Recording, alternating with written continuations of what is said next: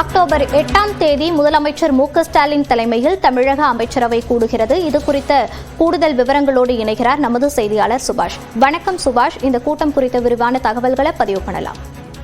தமிழக முதலமைச்சர் மு.க.ஸ்டாலின் தலைமையில் வரும் 8ஆம் தேதி தமிழக அமைச்சரவை கூட்டமானது நடைபெற இருக்கிறது. தமிழக அமைச்சரவையில் ஐந்தாவது முறையாக மாற்றம் செய்து நேற்று முன்தினம் அமைச்சர்கள் பதவியேற்றுக் கொண்டதை பார்த்தோம். 4 புதிய அமைச்சர்கள் பதவியேற்றார்கள். அதில் 2 ஏற்கனவே அமைச்சராக இருந்தவர்கள் செந்தில் பாலாஜி மற்றும் நாசர் ஆகியோர்.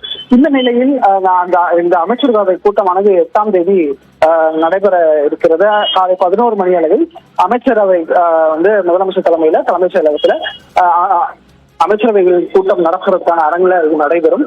புதிய அமைச்சர்களாக பொறுப்பேற்றக்கூடிய நிலையில இந்த அமைச்சரவை கூட்டம் நடக்கிறது முக்கியத்துவம் வாய்ந்ததாக இருக்கிறது.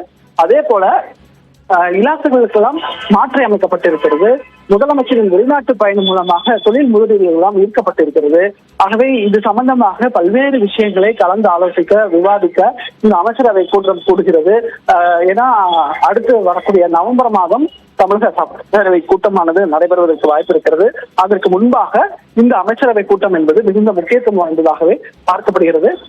8ஆம் தேதி காலை சரியாக 11 மணிக்கு தமிழ்நாடு அமைச்சர்களின் கூட்டமானது முதலமைச்சர் மு.க.ஸ்டாலின் தலைமையில் நடைபெற இருக்கிறது.